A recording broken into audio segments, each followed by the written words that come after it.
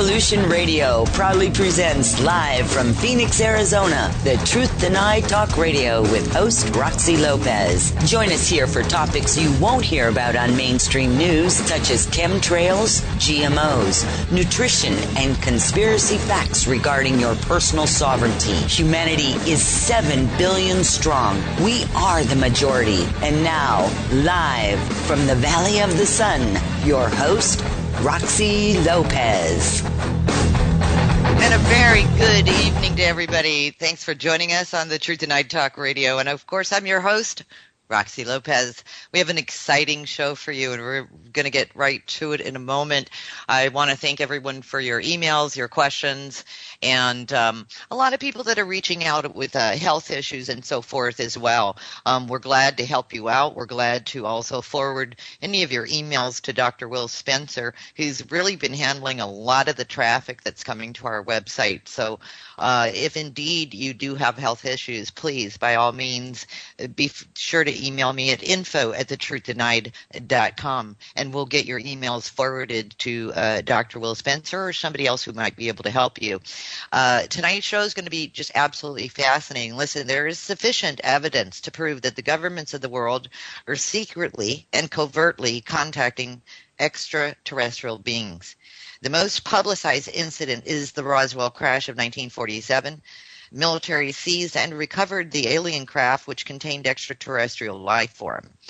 Though the United States Armed Forces to this day maintains that they what they did recover was an experimental high-altitude surveillance balloon from a classified top-secret program called Mogul, we all know that just isn't true. Locations such as Area 51, which is a remote detachment of Edwards Air Force Base, nestled in Groom Lake, Nevada, is thought to have housed several recovered ET craft as well as ET beings. Area 51 does not appear to be on any public government maps, yet it is shown in a civil aviation chart published by the Nevada Department of Transportation. Currently, the U.S. military denies its existence as well. Other proof of ETs reside in famous abduction cases going back to 1961, the case of Betty and Barney Hill.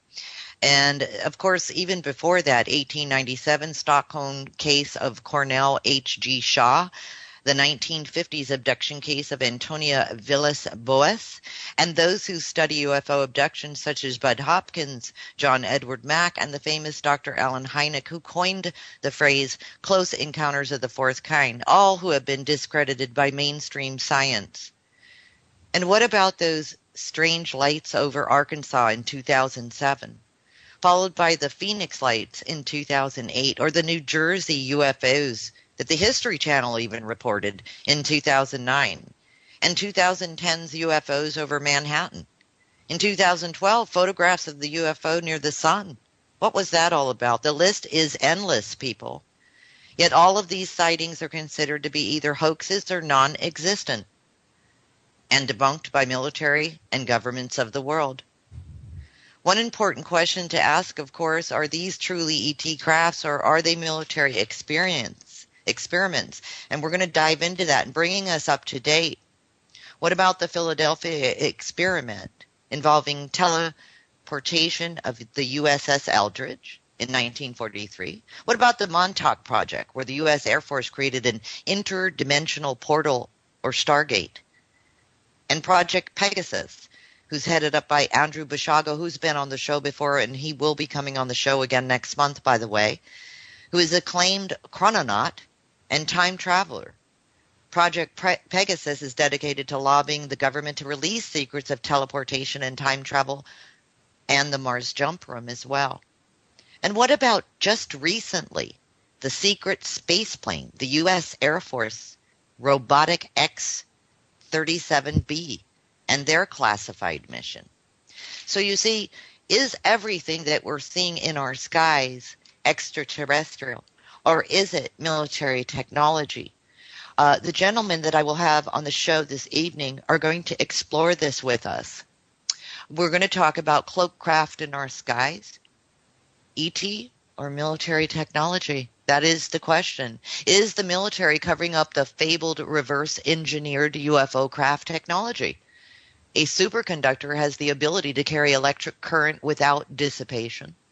The perfect diamagnetism of a superconductor makes it possible to levitate magnetic objects. Unquestionably, one of the most famous men associated with the S4, Sector 4, that's at Area 51, by the way, is physicist Bob Lazar, and is a name numerous people associate with alien spaceship reverse engineering. Our guest tonight will be Sean Gautreaux. Sean is a book illustrator in New Orleans. He revived a hobby of recording lightning in May of 2011. It's fabulous stuff. If you haven't seen it, go to his website. Go to YouTube and take a look at some of the fabulous videos. Everything, by the way, that my guests are doing is linked up at thetruthDenied.com. The homepage will take you to their websites. Well, after taking thousands of photographs and hundreds of hours of infrared video, Sean Gautreaux in June of 2012 began releasing his series, What is in Our Skies? And we have a presentation of that as well on thetruthDenied.com. His discoveries point to the possibilities of drone warfare, the weather machine, and even domestic drone spying. Now at over 4.5 hours long, his series continues to grow. Topics touched upon have been weather modification, black projects, chemtrails, cloaking, NASA, UFOs, anti-gravity, Project Bluebeam, and ancient accounts. His focus is currently on flying rods, skyfish, that are somehow associated with the craft and clouds themselves. They are up there, no doubt, right above our heads. We have one of the least 4 scenarios going on. Either they are all military working alone, or all ET working alone, or both, in conclusion or in conflict. And it's starting to look like conflict, says Sean Gautreaux. Jim Kerr is also going to be on the show, right alongside of Sean. Jim is a retired police officer with an extensive background in criminal investigations. He oversees a family-owned law enforcement supply business and works part-time in a private high-risk security, along with conducting high-profile criminal investigations and surveillance for a private investigation firm. In January of 2011, Jim took an interest in chemtrails and began researching and videoing the skies over the Antelope Valley in California, aka Aerospace Valley. After a year of research, video, and photos, Jim opened a YouTube account in April 2012 named ChemtrailsAV CA, also linked up on thetruthDenied.com, by the way. Jim is now a chemtrail activist with a passion for revealing the truth and exposing information on the criminal activity behind Agenda 21 and others. With Chemtrails AVCA created in May of 2012 on YouTube, it was game on for Mr. Kerr. Paying close attention to the sky, he began seeing and videoing strange anomalies in and around chemtrails over Aerospace Valley. UFOs, orbs, skyfish, rods, and signatures of various size triangular craft that were cloaked. Studying the patterns of these craft, researching advanced technologies lead him to What is in Our Skies, Sean Gautreaux. Sean and Jim quickly became friends and exchanged a lot of information. The craft are so advanced they are beyond science fiction, says Jim Kerr. Weather warfare machines, surveillance, chemical cloud cover, able to direct electrical charges, aka fake lightning, at any target they wish. The disturbing reality is these craft are real and their presence is worldwide, yet they are also denied. Please welcome and give your full attention this evening to first I will invite onto the show Sean Gautreaux. Sean, welcome to the show, and we're so happy to have you. Thanks for coming. Roxy, thank you for having me again. Absolutely. And let's invite Jim on. Jim, welcome to the show, and thank you also for taking the time to be on the program this evening. Hi, Roxy, and thank you for having me on. Absolutely. Let's start with you, Sean. Other than I've obviously given a background on both of you, anything else that you want to add to that? Because if not, Jim may as well add to whatever background, and if not, we can actually jump right into the subject. Hey, sounds good to me. I wanted just to take a second to thank you for your support, not only of what I do, but what you do in general for humanity. Thank you, Roxy. You're an angel. Yes, and I just wanted to get that across. But yeah, let's jump right in. It's going to go pretty quick. There's a lot of information. I don't know how much we're going to be able to cover, but this show's going to be over before you know it. So, yeah, what you got? Okay. Thank you, Sean. And Jim, as well, if you wanted to fill in any blanks that I may have missed, go for it. Oh, no, we're all good to go. You're good to go. Now, for the listeners, I just want to let the listeners know there are some links in the chat room, some photographs, anything that you missed during the show, listeners. As you well know, we'll have an extensive video footage for you with the archive of this show available for you, and of course a wonderful article with all the contact links in that article and on that video as well. So if you do miss something, don't worry, you'll get it on a repeat tomorrow as well, and it will be indefinitely located on thetruththenight.com. So don't worry about it. The site is actually turning into quite an encyclopedia of references. So you and Sean and Jim will go down in history as well, and we love that. Now, the work that you both are doing is just absolutely amazing, and I think it's become a question amongst anybody who's either a UFO type of researcher or an astronomer, or those who are, chemtrail activists, etc. The worlds are colliding. The activism worlds are colliding, and there is a lot of fighting going on, and so is right, and so is right. So what I like about your work is both of you have something that is in common that I love, is that you are presenting your ideas, and you've both done fabulous research, and both of you are not getting in that sort of activism role of fighting everybody because their idea isn't right. You guys are just putting it out there. And I can say for sure with Sean's work that when Sean first came to me and we started to advertise his work to give him a platform for all of his work, I will say this, that in the beginning, I don't think there were a lot of people, but from Sean, from your point of view, there are more and more people seeing the activity, aren't there, in the sky? Yeah, definitely. When I initially put out the videos, the first set of videos in June of 2012, there were a good group of people on YouTube following this, and luckily I ran into Jim within the first 2 weeks maybe.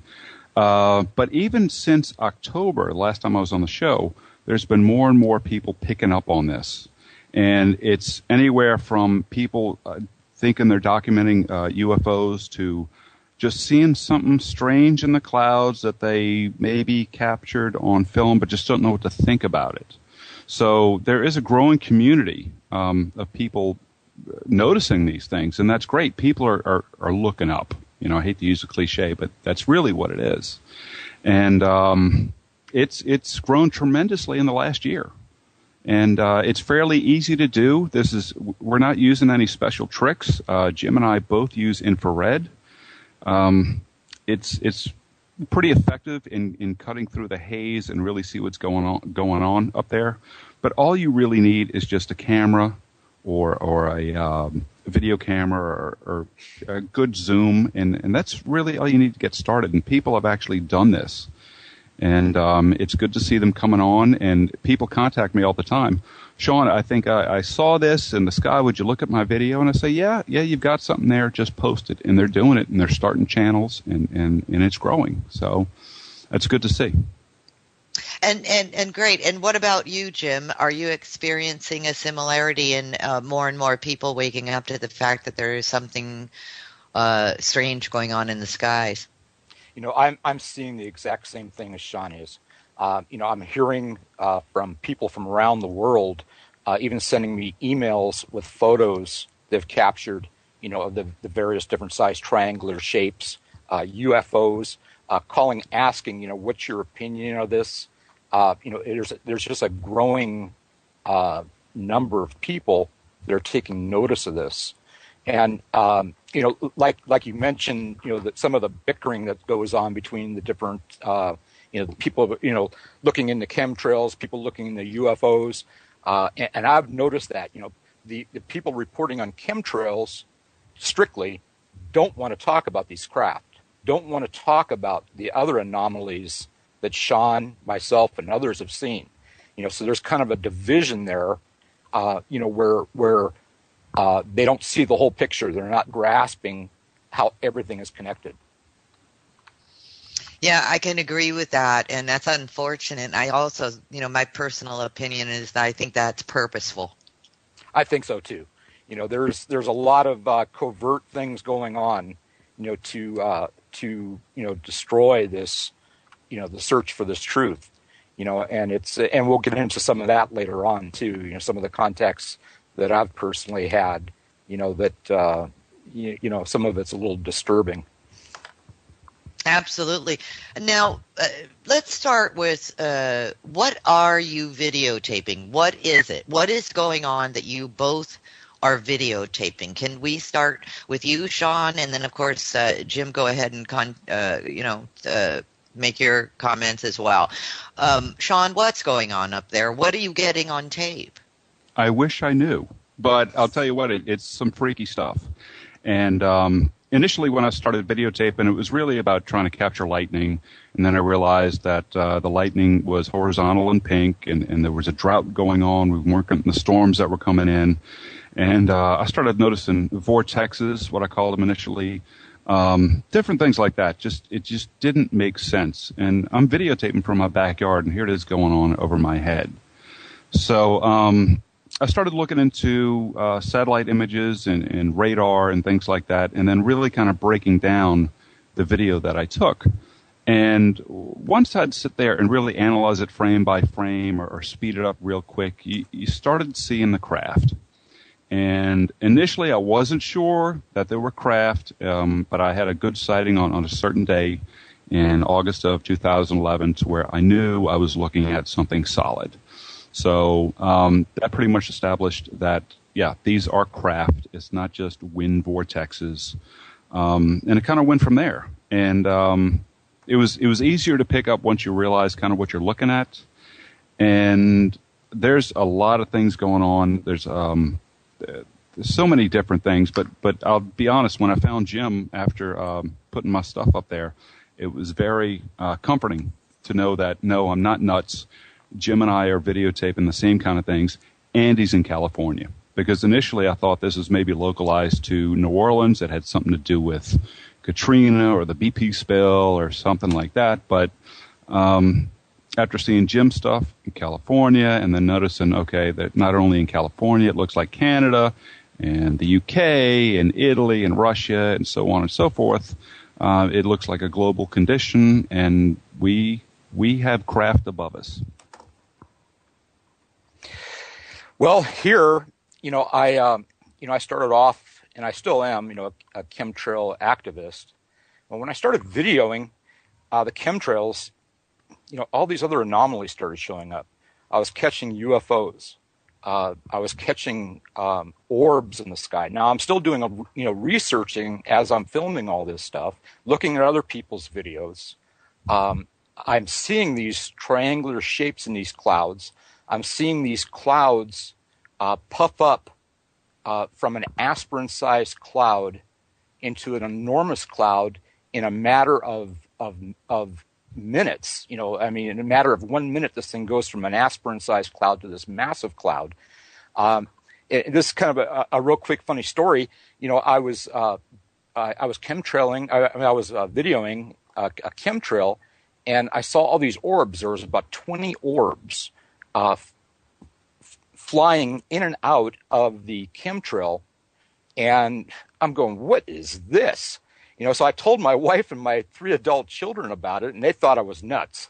My wife was ready to have me committed until I burned it onto a DVD and put it on the big screen in the living room. And, they immediately started believing everything that I was seeing.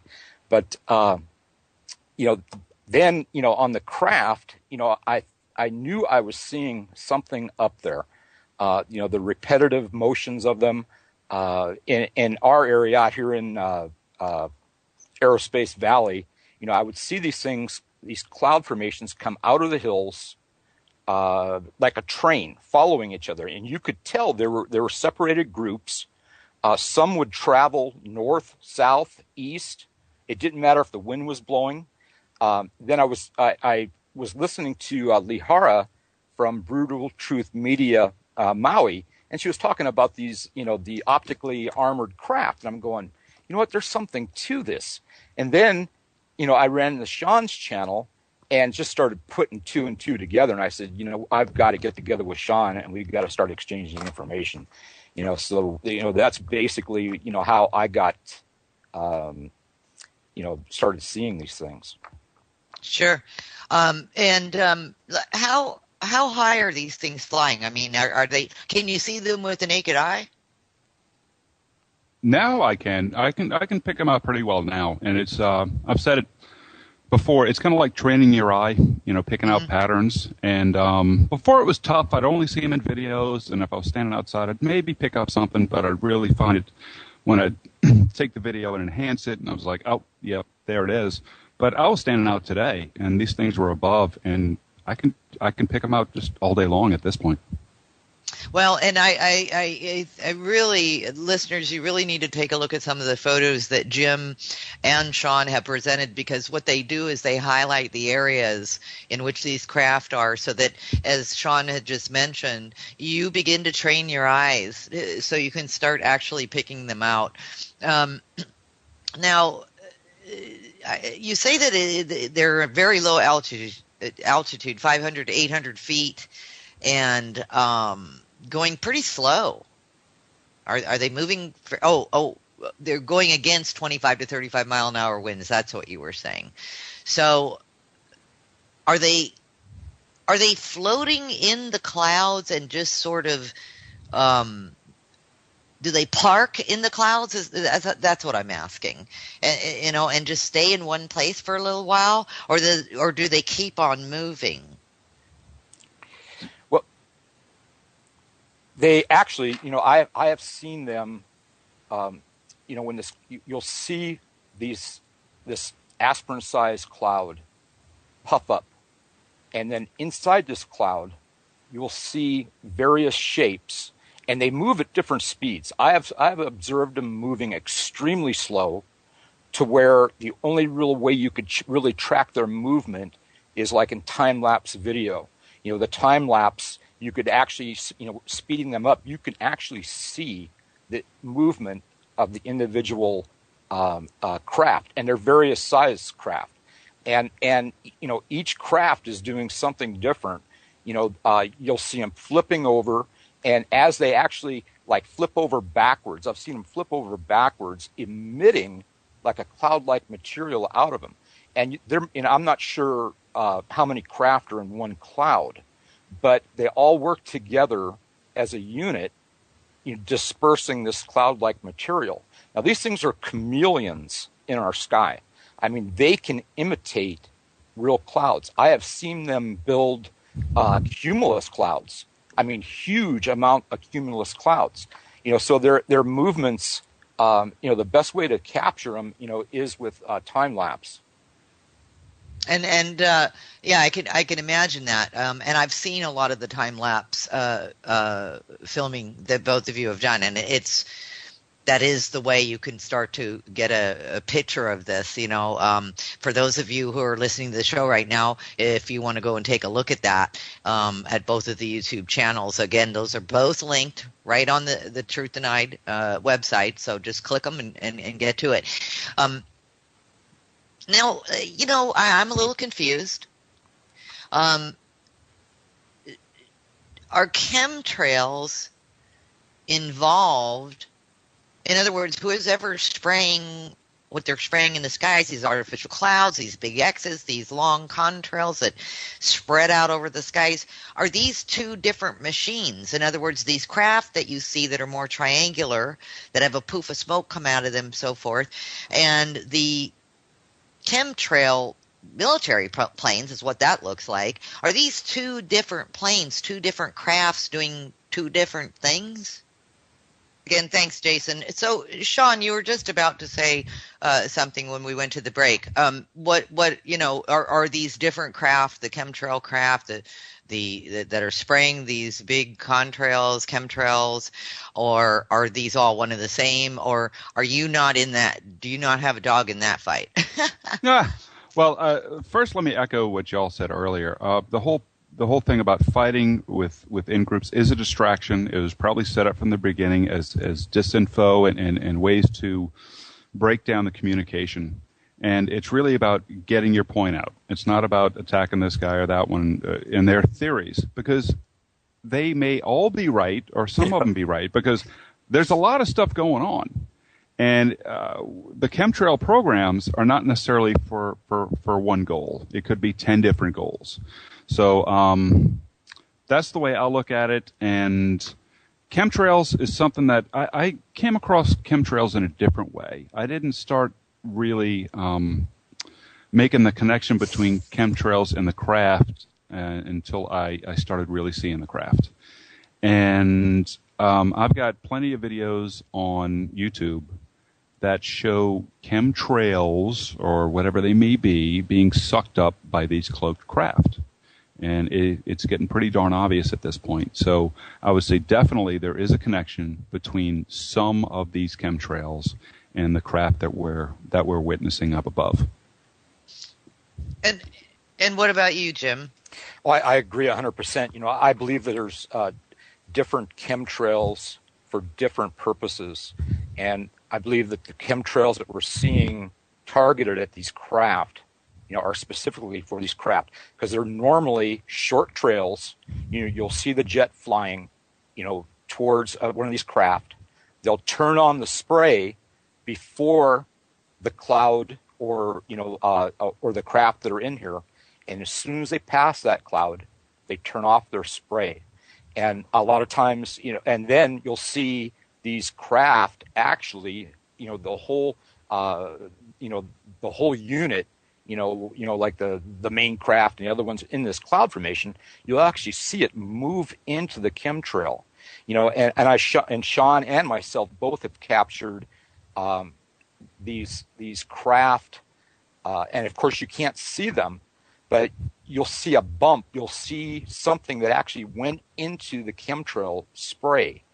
And when you analyze the video, when you slow it down, and they'll be traveling at various speeds. I've seen them really fast go hit these chemtrails, make a disruption in the trail, and then, but you slow it down, you add some effects. If you add like the Sony bump effect, you'll see something that's there. It's raised up on the screen.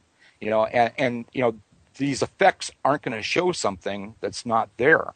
And you'll see this image travel into the chemtrail, and they're doing something. They're getting something out of that mixture. The craft, Yes. the triangular craft or something. Okay, so they're sucking something up out of that cloud. I believe so. Okay, and by the way, with activists, it's very popular, and chemtrail activists, I should say, are very aware of the sprayers going in and out. And I see that when they're doing heavy spray days or so forth. I see that happening all day long. I'm in complete agreement that process exists. So with that in mind, Have you been able to figure out, now I hate to keep pointing back at this, but have you been able to figure out why they're in the clouds, these, let's call them triangular craft, why they're in the clouds, where they're coming from? Do you have any ideas yet? I've got a few ideas. Initially, I didn't know where they were coming from. I got a little hint about essentially looking in the woods, and I have a feeling that there's so many of these craft that they can't necessarily put them on any airport anywhere. I believe they're housed in essentially wildlife, federal wildlife land areas. I think that's their landing zone. I also think that they're possibly coming out of the water, which is kind of strange. But I've got some video and I've seen some things without recording it myself to where there's a possibility that they're popping out of the water. And another thing, it almost seems like they're concentrated around coastal areas, if I can just throw that out there. Okay. Here's something. And what about you, Jim? Living here in the Antelope Valley, we've got NASA, we have NASA, Dryden Edwards Air Force Base, Northrop, Skunk Works. I mean, the list goes on. This area has been known for the last 50 years of its secret bases in the mountains surrounding the Antelope Valley and other areas. You could go online and Google it, and it comes up with 4 or 5 known black budget bases. What I have noticed is, and Sean is 100% correct in mountainous areas, I actually know the general vicinity of 2 of these bases up in the Angeles Crest Forest. I still haven't gone up there, and I'm kind of reluctant to. I keep inviting Sean to come out here on vacation and spending a week out here with me, and we could do some research. And we both came to the conclusion that if that would happen, we'd probably disappear off the face of the earth. Yeah, we'd get in a lot of trouble real quick, Jim. Yeah, I know we would. But anyways, I have watched these cloud formations. And these are in our area. It might be a little bit different from what Sean's seeing, but I have seen these individual cloud formations, like squadrons. Each cloud has got its squadron of craft in it. I have seen them rise up out of the mountains from behind another hill, and we're talking these mountains aren't huge mountains. I don't know the actual altitude, but you'll see them actually rise up. Like popping up. One will pop up. Another one right behind it. These things are actually vertically taking off from inside these bases. And it's amazing to watch. I mean, it's mind-blowing, because there'll be some days if we have a clear day, there's not another cloud in the sky. And my wife and I used to joke, it'd always be like between 9 and 10 o'clock in the morning, these things would come out. I'd look at my watch, at 11 o'clock, I said, man, they're late. I go either that or they're not experimenting today or whatever. But these things will literally rise up out of the mountains, and you might see 50 different squadrons, and they split up. I mean, it is so, it is so obvious that something's going on. I mean, it's mind-blowing. They'll split up east, west, north, south. Wind could, we get high winds out here. The wind could be blowing 65 miles an hour, and I've seen it. And these things are at low altitude, and they go against the wind. And they go off. And here's the crazy thing. At the end of the day, they all come back and go back and descend down into the mountains. And it's like, come on. I mean, it's unbelievable. Sean's got to come out here on vacation. So one day, Jim, one day. I think a lot of people are going to want to come out there for vacation after this show. It sounds fascinating. And so there is a clockwork, like you said. There's an actual certain time they start showing up, and then they retreat back into these mountain ranges. Is there, just out of curiosity, any of your neighbors, obviously you and your wife are viewing these, but are there any neighbors that you have that you've turned on to that can see it as well? We live on a small ranch. We got horses and animals and stuff like that. So our neighbors are kind of spread out. But I have, talked. I've been breaking, the couple neighbors that I do talk to in on chemtrails. And I haven't quite gotten to the craft yet. I'm trying to, a lot of people, you got to ease them into everything else that's going on up there. Gotcha. Yeah. Well, it's beyond a UFO story at this point, I think. Oh, it is. Right? Yeah. Oh, absolutely. Yeah. Mm-hmm. Yeah, and then talk about confusion. I mean, it's like people are just now wrapping their minds around that contrails that go from horizon to horizon and spread out and cover the entire viewing sky are not normal. And now you're going to introduce like the X, Y, and Z to it. So I could see that, but I can understand that. Now, Sean, what do you think about the sylph clouds, or the sylphs? And you also have referred to something as colony of money spiders. Are the clouds alive? And then, of course, you quote Public Law 105-85. Are we acceptable collateral damage now? What do you mean by all of this?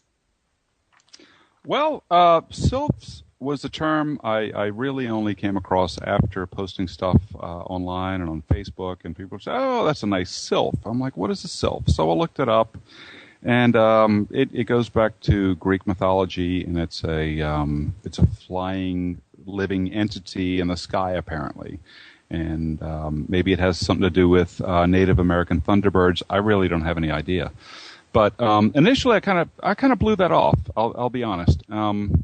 Because I thought everything that I was looking at were essentially craft. But some of these don't necessarily look mechanical. And that's why I think we've got two things going on up above. I think we've got a mechanical craft, and we just may have a sylph or some kind of entity. And money spiders, if nobody's really heard of these things, I remember hearing about these as a kid. Money spiders, or colonies of spiders that live in the clouds, in the atmosphere, not necessarily in a tree on the ground.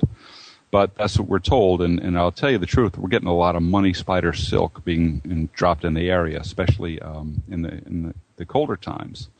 So I am now open to the possibility that sylphs are real, and the possibility that they create our clouds. And I really think we've got two things going on up above. One's mechanical, and one may be as natural as fish in the sea, just above us.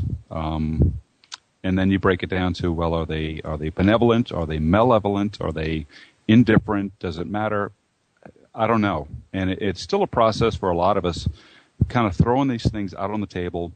What do we have here? What correlations can we make? What doesn't make sense? And just trying to get to the bottom of it. That's interesting that you talked about money spiders and the webbing, because, as you well know, for the last couple of years, we have been testing chem webs and find them to be anomalous, and we really don't know what they are. And do you think that these chem webs that are falling from the skies on heavy chemtrail days could be part of the money spider deal? I mean, is that possible? It is possible in that if their single strands get wrapped up in some kind of wind coming down. But I've also got video of a large chem web coming out of a cloud, and I know that cloud's got some kind of engine in it. It seems like it's popping off the bottom of the engine. And I've thought for probably about a year now that whatever this chemtrail material may be, it's probably electric, conductive in some kind of way. It's almost like it's getting wrapped up or collected in the mechanism and then thrust off, and just gravity is just pulling it to the ground. That's just the way I see it. So something that's burning off, and it's really just sort of garbage? Yeah, pretty much. Okay. Residue, okay. Yeah. And Jim, you spent a lot of time with chemtrails as well. Do you have a lot of the similar points that Sean made? I mean, do you have similar perception, or? I haven't really, other than seeing videos, on YouTube and that on the chem webs and that, I haven't really seen anything like that in our area. As far as the sylph clouds, I have seen those, over us, and I've done some research on it. My personal belief, though, is, and from extensive research that both my wife and I have done, from biblical research, the Book of Enoch, is that, we're looking at, something that is interdimensional, possibly demonic, and to get into that, we would need, 3 or 4 shows. So. Oh, sure. Yeah. I did see some of that information as well, and that's always been something that's been considered, I'd say, by mainstream for forever. Right. The aspect of the demonic, sort of beings. You were recently contacted by an alleged NASA scientist. Can you talk about that, Jim? Yes. In fact, the day before he contacted me, my daughter was down here visiting from Oregon, and we're all outside, and there was this V-22. What are those they called, Sean? The Osprey or Osprey, yeah. Osprey. This thing flew out of what we call Alien Mountain, where we see the craft come out. This thing flew out of the mountain, came out to our ranch, and we're talking at 300-foot level, made 2 circles around my property, and flew back up into the Angeles forest. And, I saw this and it was like, what? The next day, I get this message from this gentleman that wouldn't reveal his name, nothing. He was a 30-year employee with NASA with top secret clearance. And he wanted to get together with me. He lived here in the Antelope Valley. He said, I'd like to get together with you in a public location, at your convenience, and discuss these cloaked craft and chemtrails. So I messaged him back, and I said, sure. I said, but you're going to have to give me some more details as to who you are. And basically messaged back, and then the message got strange. He went on to say, well, that he wanted to know where I was getting my information at on these craft, and what good is it going to do to video this stuff? And he said, he made like a similarity. He says, if you were a pig on a farm and you knew that you were going to be slaughtered, what good would it do you to, who's going to save you? And I'm going, wow, this is wild. Well, I declined to meet him, and basically, I gave him a bunch of links on the internet. I did explain to him, where I was getting my information from the craft, that I was visually seeing these things. I've been following their pattern, their repetition. I've been documenting for a long time, and there was something there. And after that, the guy has never contacted me again. I think that's interesting. Sean, have you ever been contacted by anybody in regards to your work as far as somebody that's sort of high security clearance type character? No, not really. I've gotten some emails from some people over the last year saying, I need your email address because I've got to send you some really interesting photographs, or I've got some information from you or for you. And I'd send them an email and whatever, and never hear back. So I've kind of given up on those jokers. I don't really pay attention to them, and I'm just forging ahead with what I've got. Absolutely. Jim, you mentioned that as well, that individuals working in the aerospace field have dropped several hints. What do you mean by that? There's been 2 individuals that are there, and this is all by chance. I didn't go out soliciting these people or anything. These are like friends of friends of friends, where I happen to be in the same room with them. And, and just in general conversation, at a get together, you ask, what do you do for a living? And, you just regular chit chat. And, the one, it was in the aerospace, and, I couldn't help myself. I've got this sense of humor that, I've got to, I have to dig. So I started talking to him about, advanced technologies, and with both these individuals, and it was at two separate times, two separate locations. But, I started talking about the craft, the repetitive motion of them, and just everything we've discussed so far. Well, the expression on these people's faces is priceless. The jaw hits the ground, and they give you the look like, how do you know about this? And they, of course, won't come out and explain stuff to you, but they did drop some hints. The one mentioned to me, he says, well, he started talking about nanoparticle paint and how some of these craft need to be constantly repainted, that the paint doesn't last. Now, and there again, he didn't go into any detail, but he also said that they fly around the country to unknown locations. They don't know where they're going. They board a jet, no windows. They don't know where they're going. They go to these different locations specifically to repaint aircraft. And then they don't even know where they're at. The other person, a different agency out here in the Antelope Valley, I did the same thing.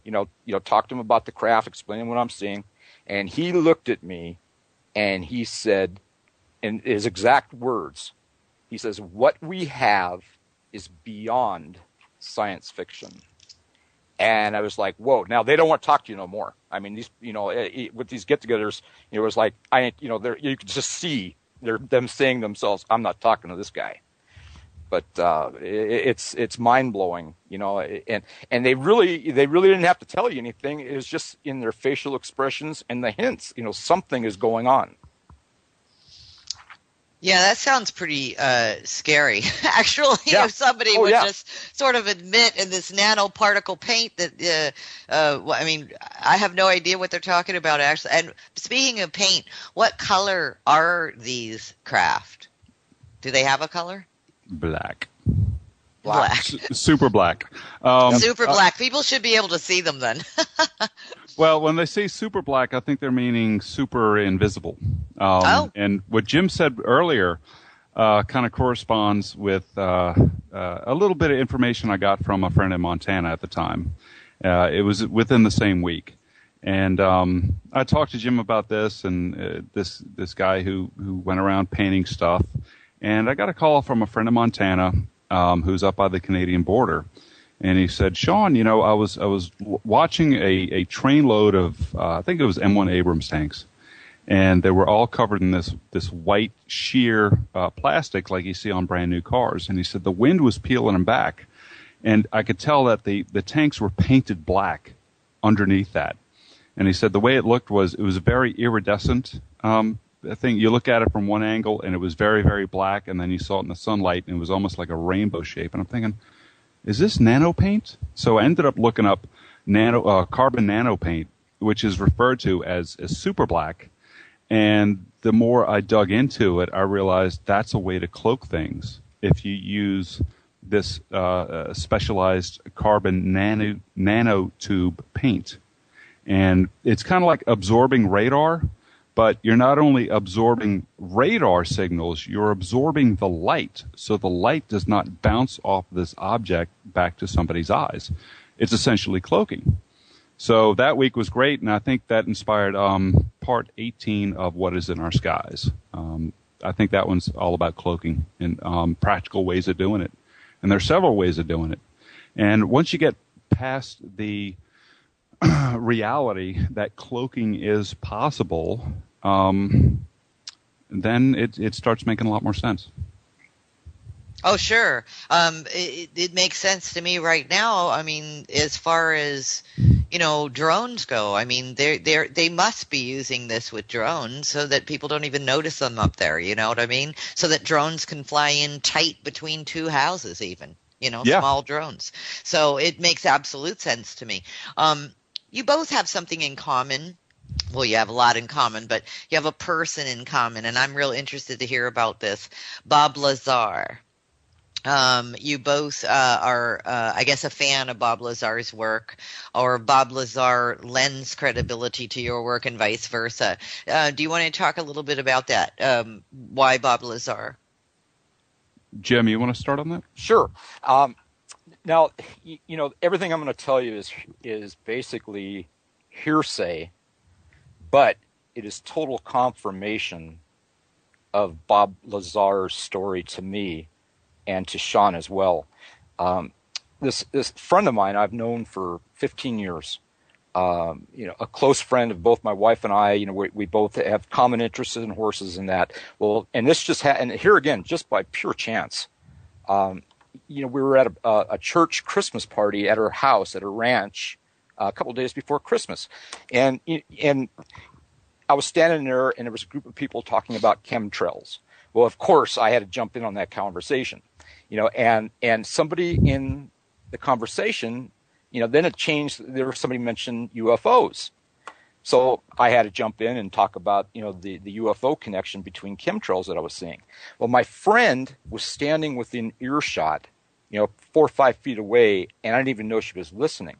She grabs me by the arm. She takes me into her back office, and she goes, "I didn't know that you had an interest in UFOs."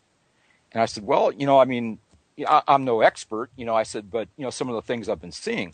And she goes, "Sit down."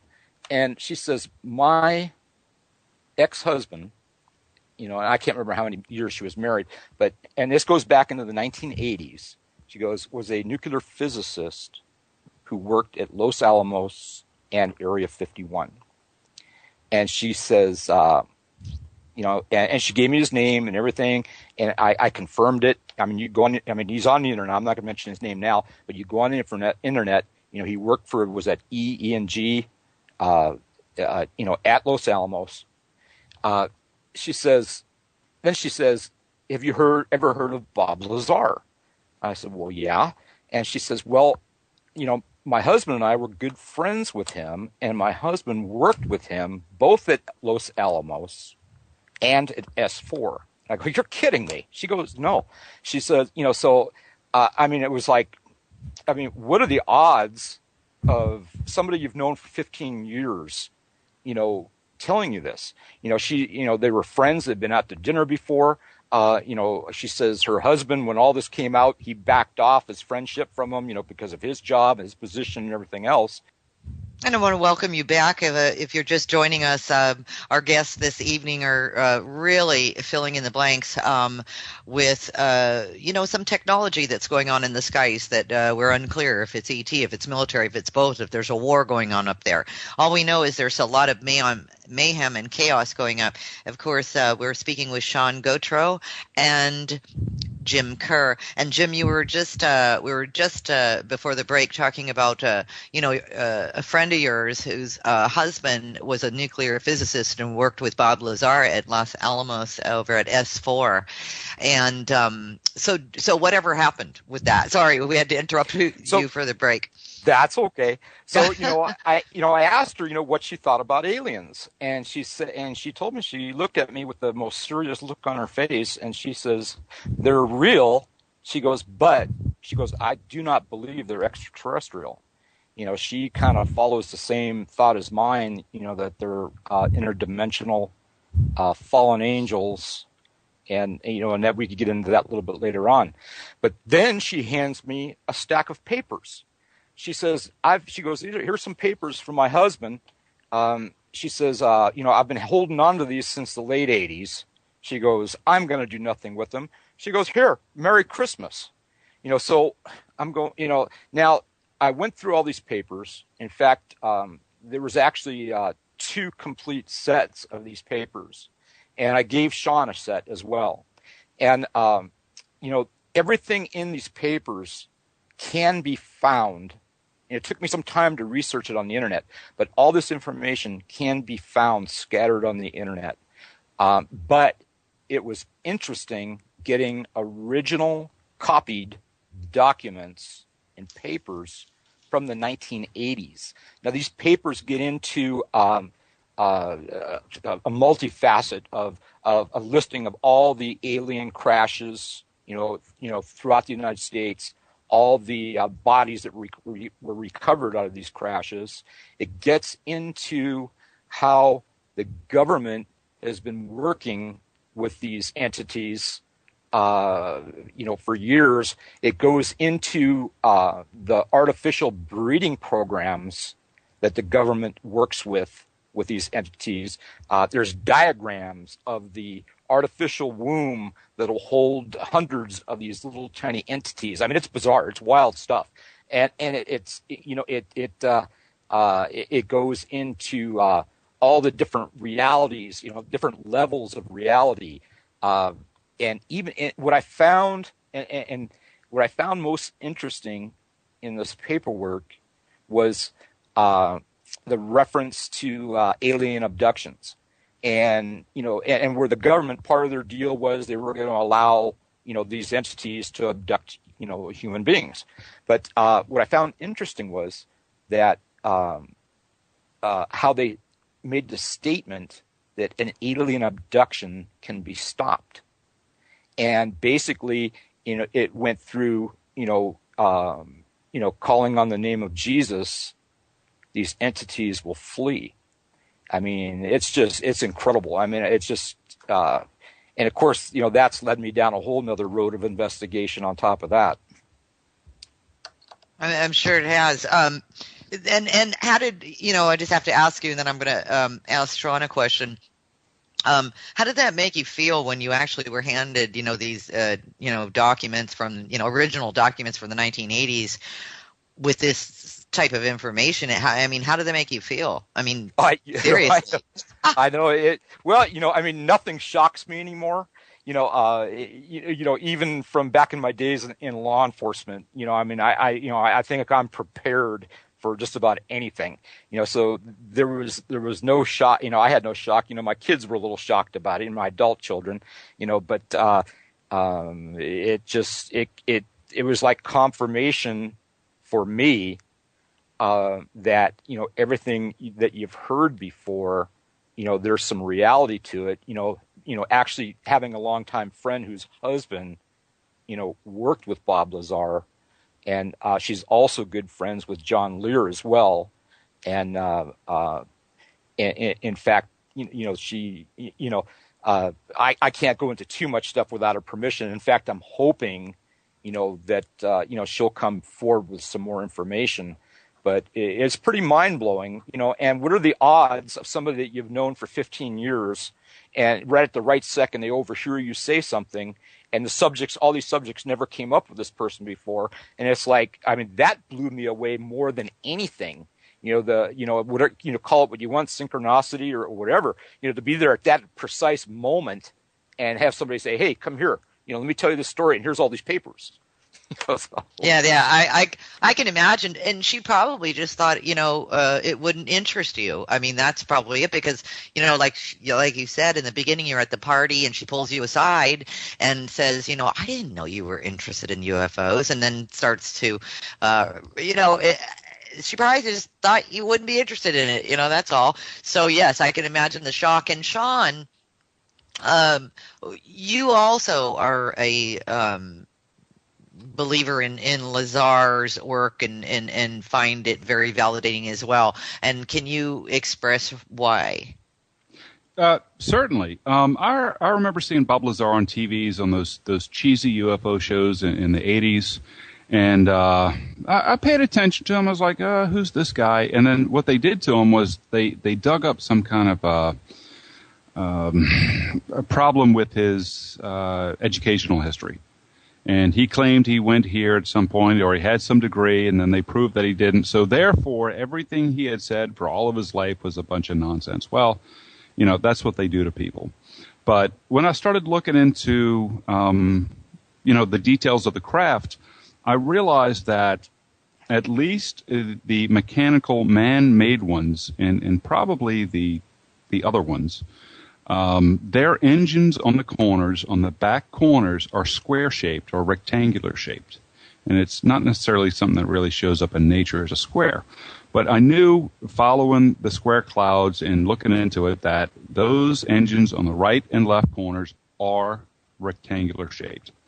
And then hearing Bob Lazar's reports of being shipped out to Area 51 in a bus with covered windows, and he'd go out there every day. But one day he was able to see an aurora taking off from the area, and he described a rectangular-shaped engine on the corner of a craft, and he said the craft was absolutely tremendous, and he was able to watch it take off. And I'm thinking, okay, Bob Lazar saw an aurora with a rectangular engine on the corner. This is what I'm seeing. So I know what I'm seeing, so maybe he's actually telling the truth, So I'd definitely give props to Bob Lazar. Even though he's out of the picture at this point, I think he was telling the truth. Well, and the Aurora Project, anyone can look that up as well. I think Popular Mechanics was the first mainstream magazine that actually put out photos in the, I want to say, the late 80s about the Aurora Project. So, this is all validating, and it would seem that if they were going to arrive at, what you and Jim are seeing in the skies today, that's 25 years later, 30 years later. From the original Aurora Project is what I'm saying. So, now what are flying rods? Because I've looked into flying rods as well back in the 80s. I think it was Jose Escamilla that did a fantastic documentary on rods. How did you come across rods, and are you seeing them and filming them as well? Yeah, I am, and I didn't expect it. And with my videos initially, I was really kind of speeding them up to get the rotations in the clouds down pat and everything else. But when I'd watch them at regular speed, I'd notice like a flash here and there. So it really took the time and patience to go frame by frame. And when I went frame by frame, these things just started showing up, these darting objects. And I knew with my camera settings and everything else, it wasn't birds, it wasn't bugs, because I had birds and bugs to compare to. And after watching flash after flash, and then I came across one that was really interesting that could not be explained any other way, other than some kind of flying entity. And I couldn't tell really the scale of it, but it was there. So I put it out there kind of asking, okay, fellas, what is this thing? And I really didn't get a lot back. At this point, especially since like October and November, I've really been going through my videos and trying to find as many as I can. And I believe I've been able to find them in my still shots. I use a Canon Digital Rebel with a pretty decent zoom on there. And I'm pretty sure that I'm finding stationary flying rods or skyfish or whatever you want to call them, not only in the clouds but connected to the craft. And there were some, there's a lot of different patterns in the clouds that I've seen, and a lot of them I've attributed to, it's kind of like a zipper shape or a zipper pattern where you've got like a straight line down the middle and then you've got a series of hatches across it. I initially attributed that to pulse detonation engines that would kind of go putt, putt, putt, but some of them really seem to be either flying rods themselves or the pattern that they leave in the clouds. So I definitely think that these things are associated in some way in many of these craft, let's call them. Mm-hmm. So and can you see the flying rods with are they visible through the naked eye, or do you only catch them when you're doing a download? Really, when I go through the videos, mm-hmm. I mean, I'll stand outside and I'll look up and check things out, and I'll see something flashing across, but I don't know what it is. It's really the video that tells the truth, mm-hmm. and I can't really. I mean, I speculate here and there, but when you get down to the video, it's in there, so it's not something that I can make up or speculate on. And again, any of my video or any of my photographs are up for review by anybody, any expert. to take a look at them. And it's there. I can't deny it. I've just got to figure out why are they there and why are they skipping off craft. At least some of them. So there is a connection between these things, whether they're archons or demons or angels or just as I said earlier, just as common or as natural as fish in the sea. I don't know, but they're part of it. Mm-hmm. And for those of you who don't know what flying rods are or never heard of them, we'll put some photos into the video for you. The last one that I saw looks sort of like a caterpillar. That's the best way I can describe it. It sort of looks like a flying caterpillar without wings, but has little, like, I don't know, things that go around and around. I can't even explain it. I can put it into words on the air.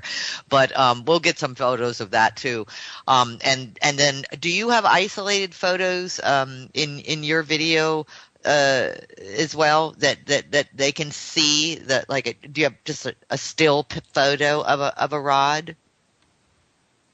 To me? I'm yes, sorry. Sean. Yeah, I do. It's really going through the videos and looking at them again, or I'm sorry, the still shots, and saying, that's not what I thought it was. There's something sitting there. It's almost like a little wavy snake in a way. Okay. And those of you who, or went to the forum, because we did put a link to the forum with a tremendous amount of photos for you to look at as well. And I think that being that the chat room is fairly quiet right now and has been since both of you gentlemen went live on the show tonight, I think that they're probably looking through this and just sort of listening to what you all have to say. Which is a good thing because people are paying attention generally when that's happening instead of talking about laundry and what they're cooking for dinner. So, so that's a compliment to both of you. You mentioned feeding time and the transfer. And you say, Sean and Jim, that's the hardest part to explain. But could you try to explain it anyway? I'll give it a shot. And I've been saying for months through my videos, I'm going to get to this transfer thing. I'm telling you guys, I'm going to do it, but it's really hard to explain because it's going to take several weeks really to go through the videos and put it together in a way that makes sense. This is a process that is separate from chemtrails. All right, that's something else. What this is, and I almost call it like a gas station above New Orleans, it's a transfer of material. And I started picking up on this early. And a lot of people have seen this in some way. Maybe some of the listeners out there have seen clouds at the same altitude moving in different directions. Not necessarily, a combination of fronts coming together. But that's what I started picking up on. I'm like, why is that cloud moving this way? It's just at the same altitude. And then I would see an interaction between the two.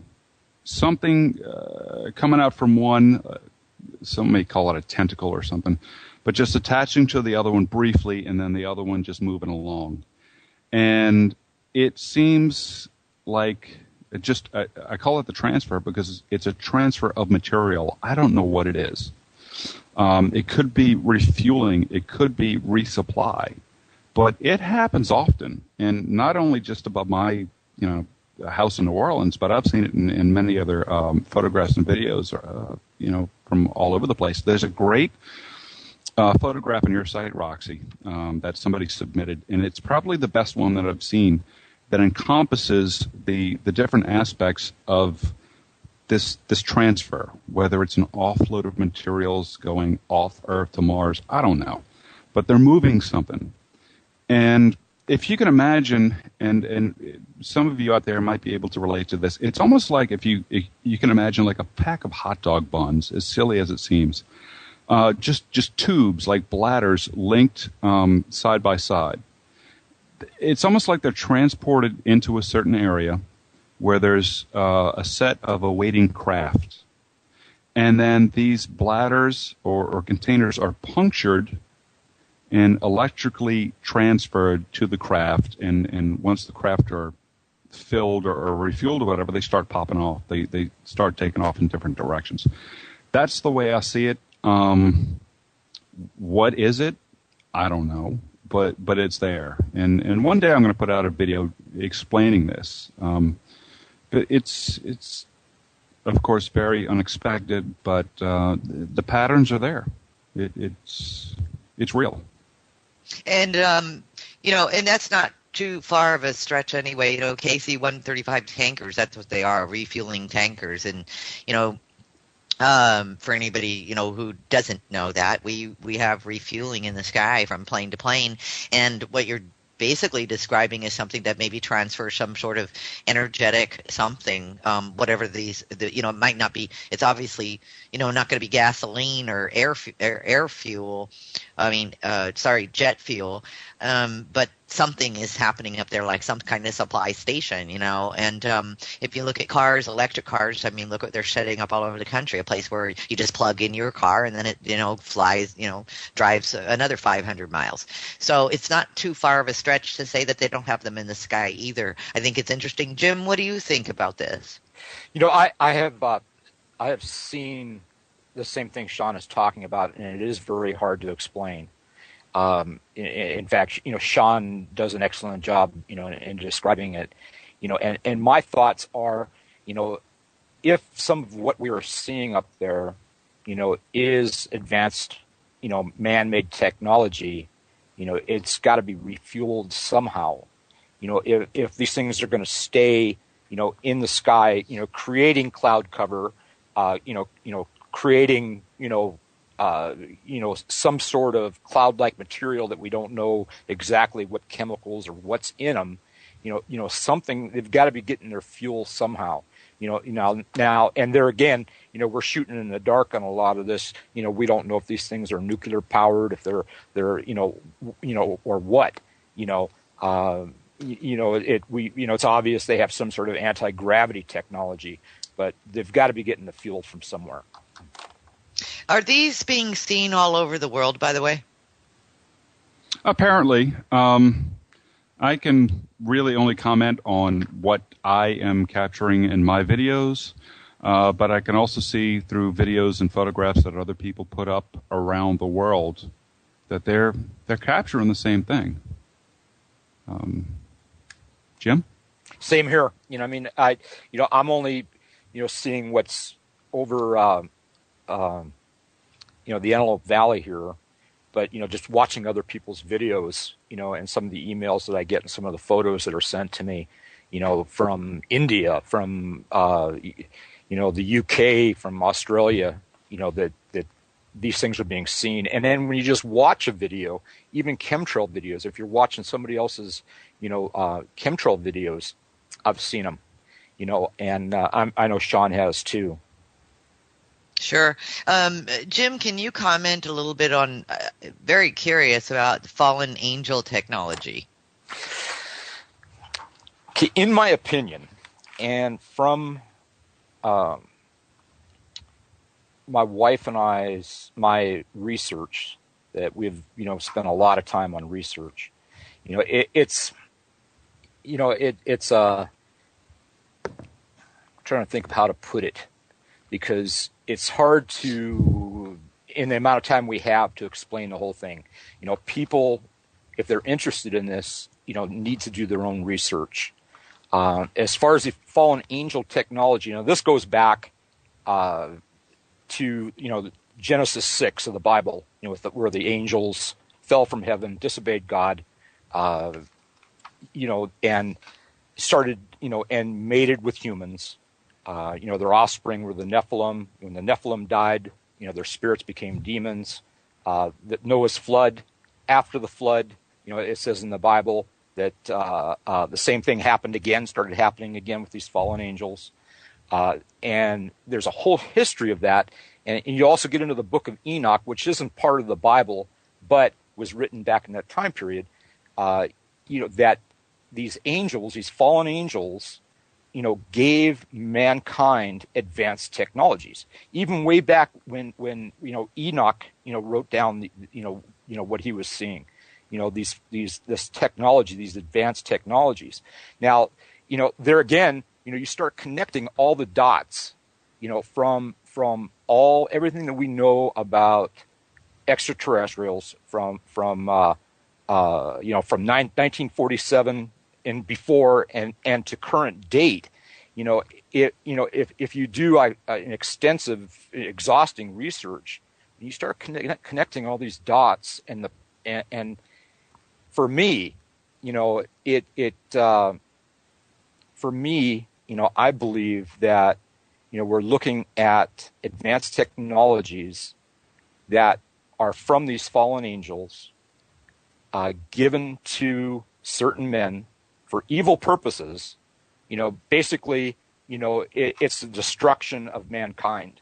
It's just destruction of what God created. And there again, this really gets heavy, but you've got Satan, who despises God, despises God's creation, is bent on destroying man. You've got, Luciferian Illuminati humans that are working with Satan. So you see where I'm going. This thing gets so involved, and for the average person, it's so mind-blowing and far-fetched. But that's why you've got to do your own research.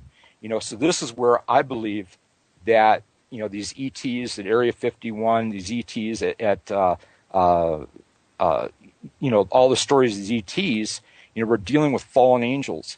Now they're creating, and their offspring are being created in labs, which are basically modern day Nephilim.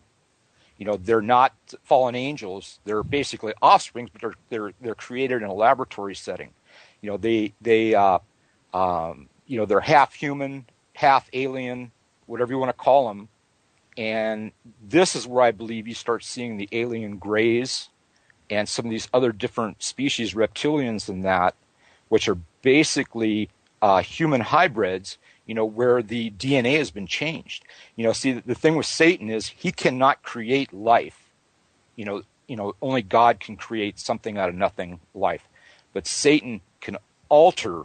And welcome back. I just want to acknowledge a couple of people that are very interested in the show, Sean and Jim. So congratulations on just really giving a lot of information that's touching people. Etienne has said he's photographed some of what you're speaking of, and he's talking about he's seen them in rock formations or other natural formations, and he said he found them around local hotspots here at China Lake, but also found doing a search around the Archuleta Mesa Dulce area. And then Mercedes Benoit said, I swear I saw a flock of birds one evening. This show sizzles. I'm sitting here going ballistic over how much I'm following. LOL. And thank you to have been validated. And Izzy has said that sometimes she sees faces in the sky, and she also had a comment back in the 70s. Izzy had a neighbor in Vancouver who invented a motor out of magnets that required a small electric charge to start and only stopped when stopped. It would run forever. It levitated, and she saw it levitate. And she says it lifted off the ground, and he told me he was going to for a patent on it, and that it would prevent accidents because magnets repel, and our cars would be like hovercrafts, but they never saw any of that come forward, which is very typical. And then other people like Margareta mentioned free energy and other things that just never get patented, and we just never see the technology. By the way, do you think that is a way to keep the public mystified or dumbed down by simply never really exposing a grander mosaic, if you will? Sean, you can answer that, if you will. Yes, indeed. I go back to Nikola Tesla and his associations with J.P. Morgan. And this you can look up anywhere. Tesla created free energy. Built something for Morgan, apparently, out on Long Island, and Morgan realized that it was free and he couldn't make a buck out of it, so he blew it up. And a lot of this goes back to Tesla technology, and I think they've been using it for quite some time. I think the Philadelphia experiment has a lot to do with what we're seeing up above. So once you take that into account, that's 1943. How many years ago was that? So they've been doing this for quite a while. Yeah, and Sean, why aren't you buying into any alien theories quite yet? I'm not going to accept the explanation as being fully ET or UT or whatever you want to call them, because the last things that our wonderful government has shown us out of black projects has been the B-2 and the F-117, and that was in the 1980s. They were designed in the 1970s. At this point, they're junk. So where has all the money gone over these years? You know, black project funding has not shrunk by any means. It's gone up. And so for the last 30 years, what has that money gone towards? They haven't shown us. And I'd like to know, before I buy into anything, what you got?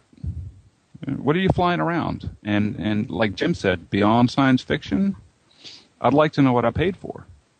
So I think a lot of this stuff is theirs, and a lot of this stuff is you know, maybe ET.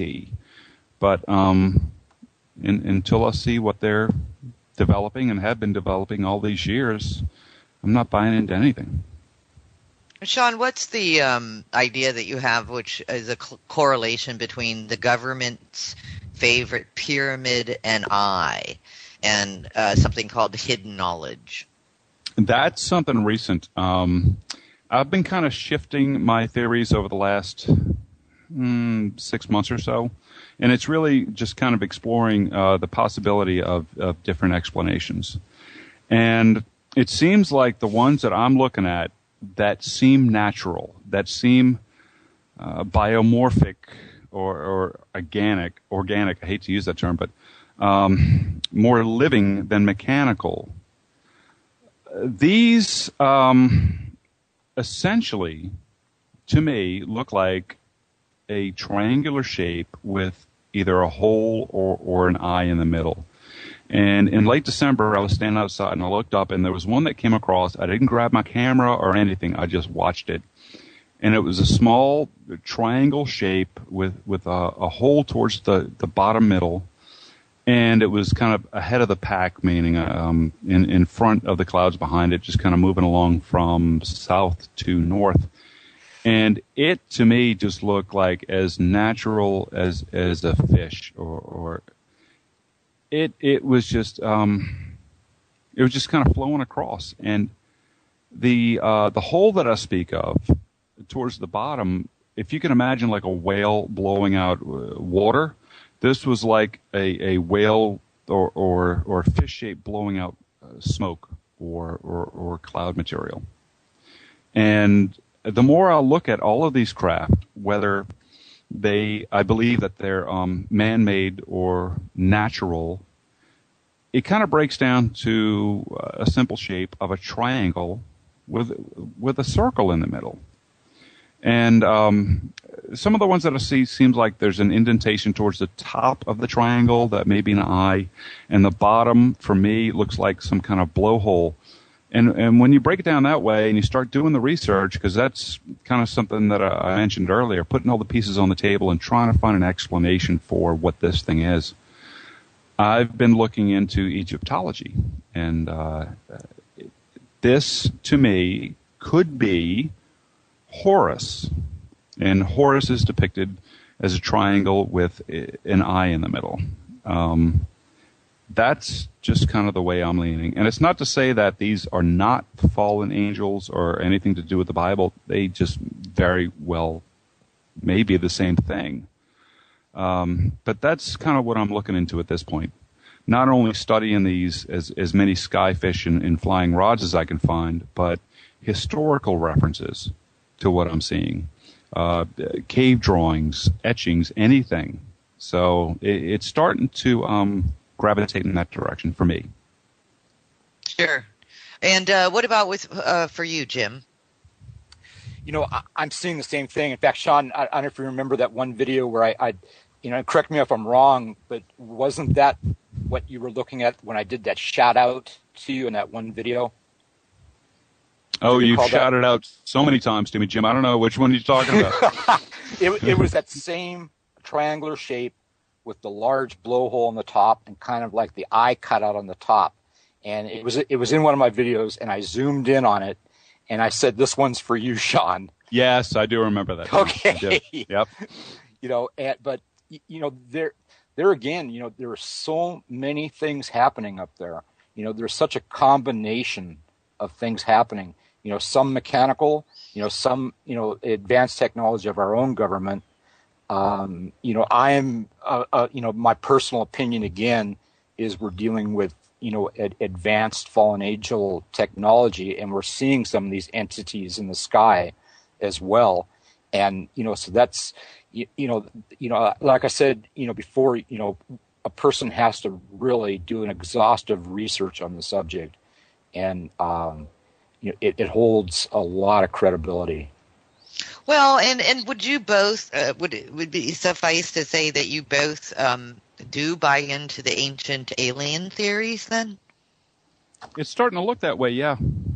It really is. I kind of blew it off for a while, but some of it's starting to make sense, indeed. And speaking of ancient aliens, I kind of mentioned this to Jim recently, that I came across Giorgio Tsoukalos from the Ancient Aliens show at a convention, and I went up to him and I said, all right, who are these guys in the clouds? What's going on? And he really didn't know. But I have a feeling in the end it's going to tie into this somehow. Yeah, because there's a very good possibility that this has been happening for a very long time. And it would only make sense that there's so much that has been, like you say, hidden knowledge. There's sacred symbols. There's hieroglyphs that really sort of depict, like the Eye of Horus and many, many, many other hieroglyphs that depict, something that comes from the chariots that come from the skies, the flying machines, etc. Isn't it Giorgio that wears a little flying machine pin on his lapel? I guess so. But, he's got a little fly. I think you can actually order them, but they were actually recovered. They're made of some kind of copper or something like that. But bottom line is there?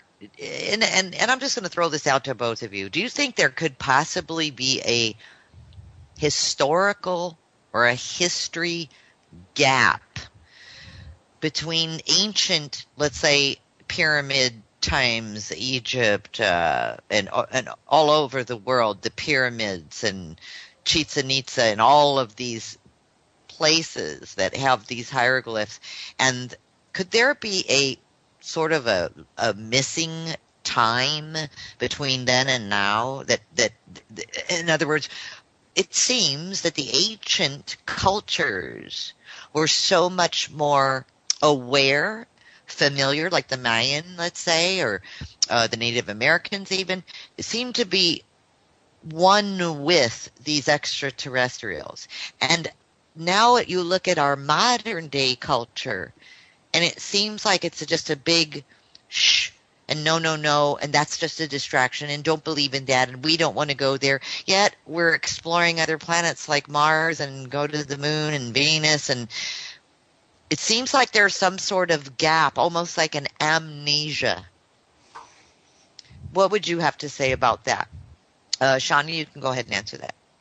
I could see something like that. I would maybe blame some of our elders of maybe hiding the truth or erasing the truth. I won't mention the Vatican. No, I just won't do that. But I have a feeling that they're a culprit in this. Yeah, we've been lied to, and we've had a lot of this stuff hidden from us. And ancient cultures, to me, are certainly more in tune with nature and what's around than we are today. We are a very technological society. We've got our heads stuffed in a cubicle and looking at a computer screen almost 24/7. And we don't look up, and we don't take into account what's around us. But luckily for me, I have the chance. I'm a book illustrator. I work at home. I set my own hours. I can go out and watch the sky whenever I want to. And that's what's kind of led me to this. I think it's fabulous. I can relate. And Jim, what about you? Do you think there's an amnesia, or do you think it's been purposeful? It's been, and do you agree that in ancient cultures it was dealing with our fellow extraterrestrial beings was more encouraged than it is now? I think a lot of the history has been purposely covered up. And there again, I have to go back to, biblical references, which I won't give the references, but, and I have to go back to these entities being demonic. In every society, in every civilization, on the planet, as far back as we know, has had contact with these entities in one way or another. And then a lot of these places, it was the chief of the tribe that only had contact with them. And overall, if you look at the history behind this, there was really nothing good that came out of it. Most of it was used for death and destruction. And like a deception.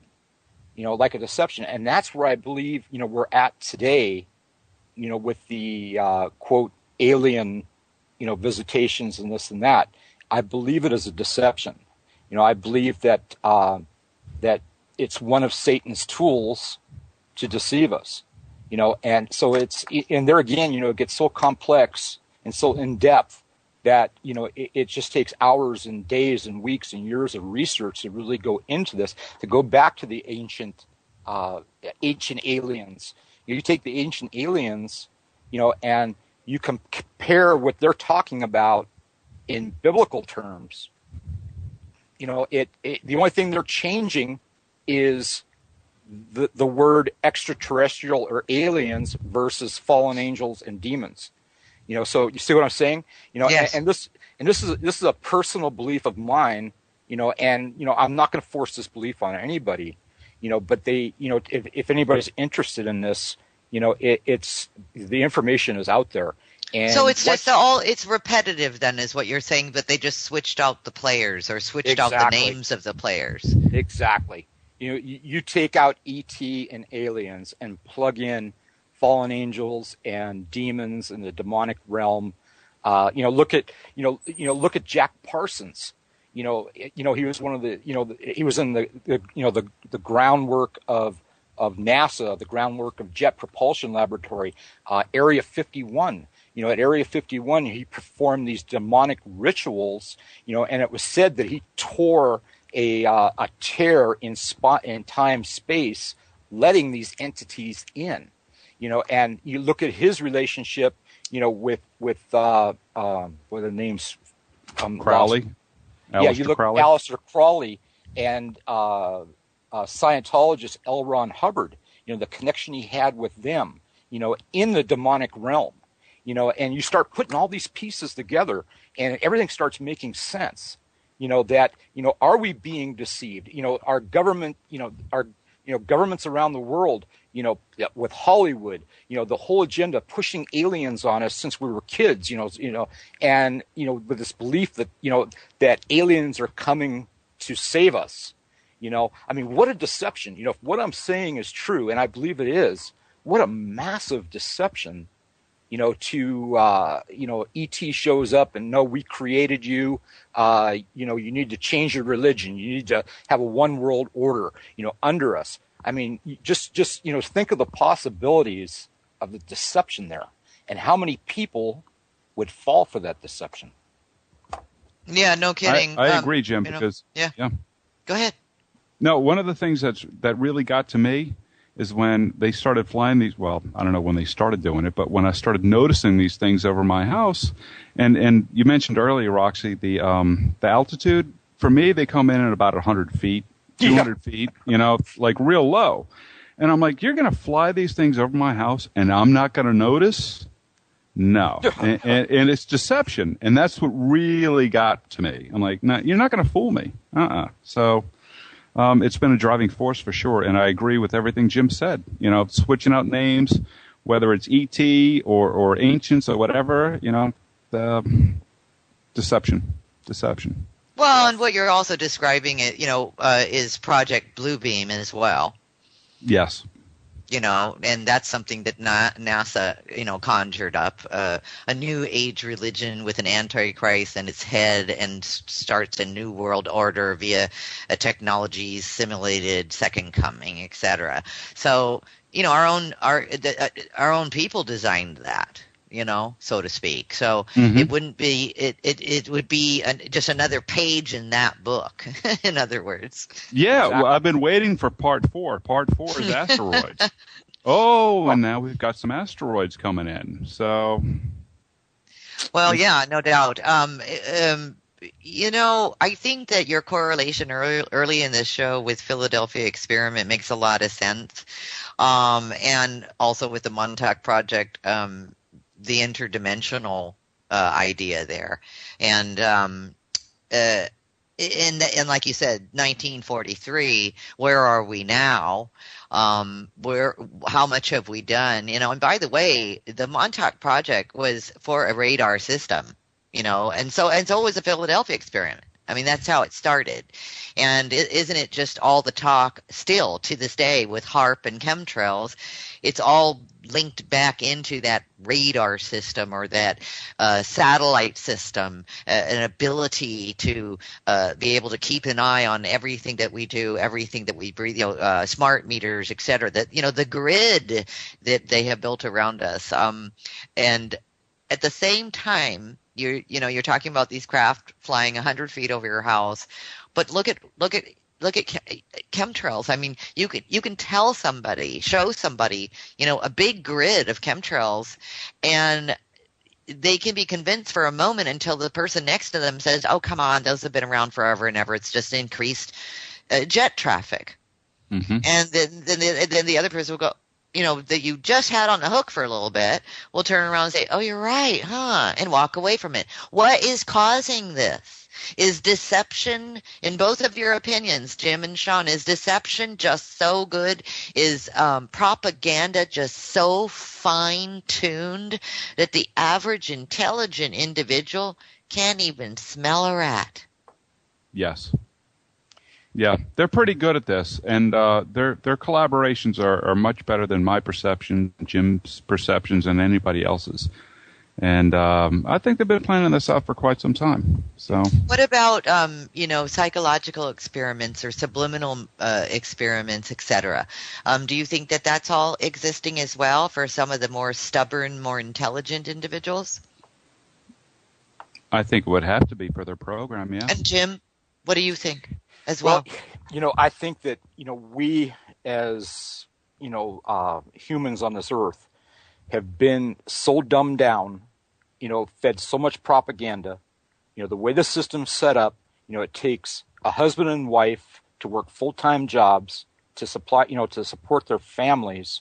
We're running around like chickens with our heads cut off, and we're just, in the average person, it's probably less than 1% of the world's population is seeing what we're seeing, from the chemtrail, just the chemtrails alone.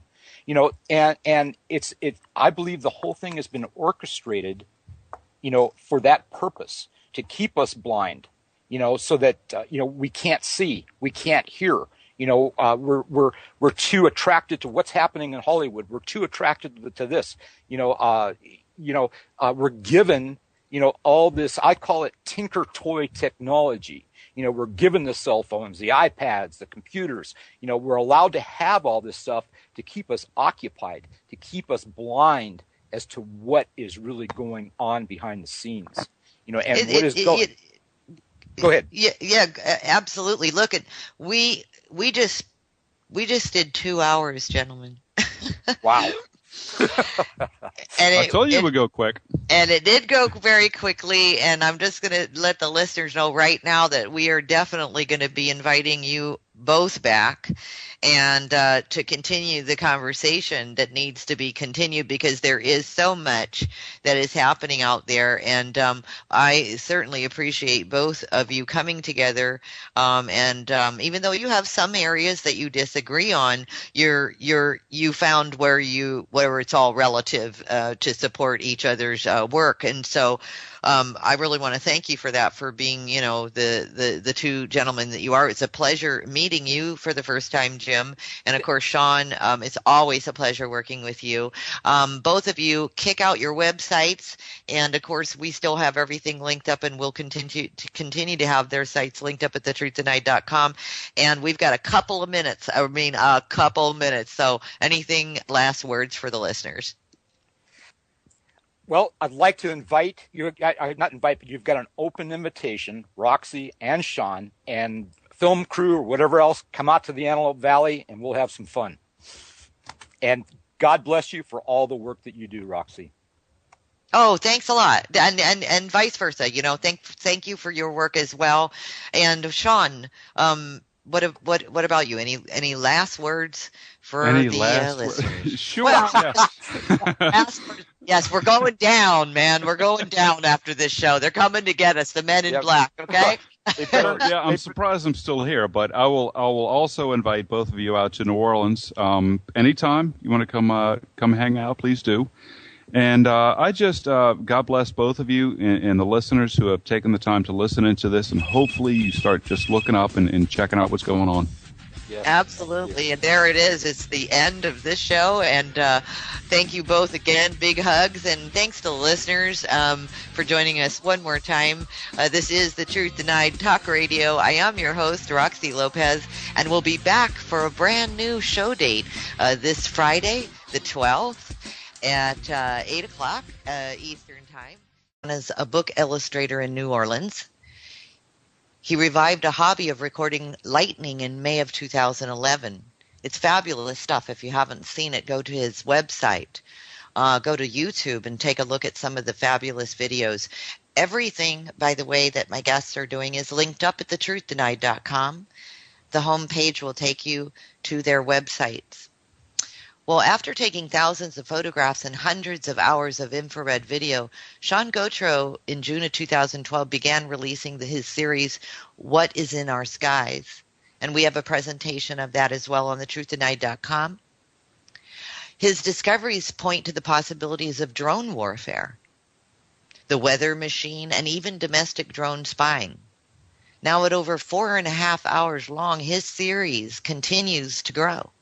Topics touched upon have been weather modification, black projects, chemtrails, cloaking, NASA, UFOs, anti-gravity, Project Bluebeam, and ancient accounts. His focus is currently on flying rods, skyfish, that are somehow associated with the craft and clouds themselves. They are up there, no doubt, right above our heads. We have one of the least 4 scenarios going on. Either they are all military working alone, or all ET working alone, or both, in conclusion or in conflict. And it's starting to look like conflict, says Sean Gautreaux. Jim Kerr is also going to be on the show, right alongside of Sean. Jim is a retired police officer with an extensive background in criminal investigations. He oversees a family-owned law enforcement supply business and works part-time in a private high-risk security, along with conducting. One important question to ask, of course, are these truly ET crafts, or are they military experiments? And we're going to dive into that and bringing us up to date. What about the Philadelphia experiment involving teleportation of the USS Eldridge in 1943? What about the Montauk Project, where the U.S. Air Force created an interdimensional portal or Stargate? And Project Pegasus, who's headed up by Andrew Bashago, who's been on the show before, and he will be coming on the show again next month, by the way, who is a acclaimed chrononaut and time traveler. Project Pegasus is dedicated to lobbying the government to release secrets of teleportation and time travel and the Mars jump room as well. And what about just recently, the secret space plane, the U.S. Air Force robotic X-37B and their classified mission? So you see, is everything that we're seeing in our skies extraterrestrial, or is it military technology? The gentlemen that I will have on the show this evening are going to explore this with us. We're going to talk about cloaked craft in our skies, ET, or military technology. That is the question. Is the military covering up the fabled reverse-engineered UFO craft technology? A superconductor has the ability to carry electric current without dissipation. The perfect diamagnetism of a superconductor makes it possible to levitate magnetic objects. Unquestionably, one of the most famous men associated with the S4, Sector 4, that's at Area 51, by the way, is physicist Bob Lazar, and is a name numerous people associate with alien spaceship reverse engineering. Our guest tonight will be Sean Gautreaux. Sean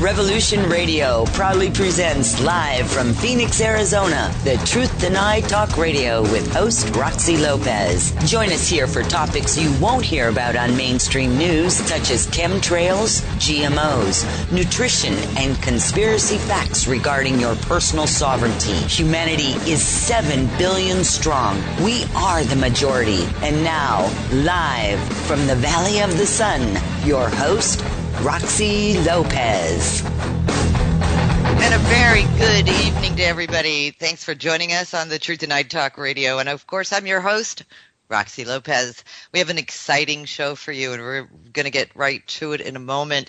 I want to thank everyone for your emails, your questions, and a lot of people that are reaching out with health issues and so forth as well. We're glad to help you out. We're glad to also forward any of your emails to Dr. Will Spencer, who's really been handling a lot of the traffic that's coming to our website. So if indeed you do have health issues, please, by all means, be sure to email me at info@thetruthDenied.com, and we'll get your emails forwarded to Dr. Will Spencer or somebody else who might be able to help you. Tonight's show is going to be just absolutely fascinating. Listen, there is sufficient evidence to prove that the governments of the world are secretly and covertly contacting extraterrestrial beings. The most publicized incident is the Roswell crash of 1947. Military seized and recovered high-profile criminal investigations and surveillance for a private investigation firm. In January of 2011, Jim took an interest in chemtrails and began researching and videoing the skies over the Antelope Valley in California, aka Aerospace Valley. After a year of research, video, and photos, Jim opened a YouTube account in April 2012 named ChemtrailsAV CA, also linked up on thetruthDenied.com, by the way. Jim is now a chemtrail activist with a passion for revealing the truth and exposing information on the criminal activity behind Agenda 21 and others. With Chemtrails AVCA created in May of 2012 on YouTube, it was game on for Mr. Kerr. Paying close attention to the sky, he began seeing and videoing strange anomalies in and around chemtrails over Aerospace Valley. UFOs, orbs, skyfish, rods, and signatures of various size triangular craft that were cloaked. Studying the patterns of these craft, researching advanced technologies lead him to what is in our skies, Sean Gautreaux. Sean and Jim quickly became friends and exchanged a lot of information. The craft are so advanced they are beyond science fiction, says Jim Kerr. Weather warfare machines, surveillance, chemical cloud cover, able to direct electrical charges, aka fake lightning, at any target they wish. The disturbing reality is these craft are real and their presence is worldwide, yet they are also denied. Please welcome and give your full attention this evening to first I will invite the alien craft which contained extraterrestrial life form. though the United States Armed Forces to this day maintains that they what they did recover was an experimental high-altitude surveillance balloon from a classified top-secret program called Mogul, we all know that just isn't true. Locations such as Area 51, which is a remote detachment of Edwards Air Force Base, nestled in Groom Lake, Nevada, is thought to have housed several recovered ET craft as well as ET beings. Area 51 does not appear to be on any public government maps, yet it is shown in a civil aviation chart published by the Nevada Department of Transportation. Currently, the U.S. military denies its existence as well. Other proof of ETs reside in famous abduction cases going back to 1961, the case of Betty and Barney Hill. And of course, even before that, 1897 Stockholm case of Cornell H.G. Shaw, the 1950s abduction case of Antonia Villas-Boas, and those who study UFO abductions such as Bud Hopkins, John Edward Mack, and the famous Dr. Alan Hynek, who coined the phrase close encounters of the fourth kind, all who have been discredited by mainstream science. And what about those strange lights over Arkansas in 2007, followed by the Phoenix lights in 2008, or the New Jersey UFOs that the History Channel even reported in 2009, and 2010's UFOs over Manhattan. In 2012, photographs of the UFO near the sun. What was that all about? The list is endless, people. Yet all of these sightings are considered to be either hoaxes or non-existent, and debunked by military and governments of the world.